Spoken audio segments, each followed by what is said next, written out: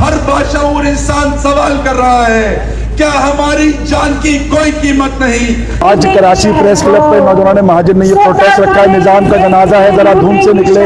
इसका मकसद कि कराची की हर सड़क जो है वो एक जिंदा बन चुकी है, एक मक्तलगाह बन चुकी है। रोज यहाँ पर जब शहरी उठ के नौकरियों पर जा रहे होते तो वो मौत का इंतजार कर रहे होते हैं। कहीं गुल प्लाजा में आग की सूरत, कहीं सड़कों पर स्ट्रीट क्राइम की सूरत, कहीं डंपर के नीचे आके लोग मर रहे हैं। लेकिन इंतजामिया और शहरी हुकूमत, सूबाई हुकूमत और वफाकी हुकूमत के कान पर जूं भी नहीं रेंग रही।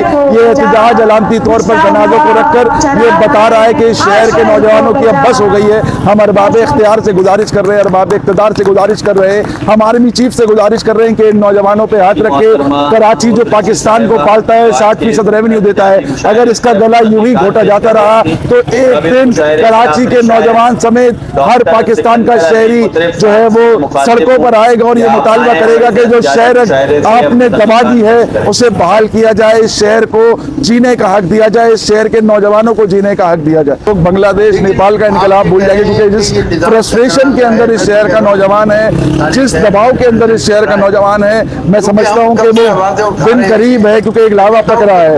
उस लावे को जितनी जल्दी सेटल डाउन कर लिया जाएगा, पाकिस्तान तरक्की की तरफ चले।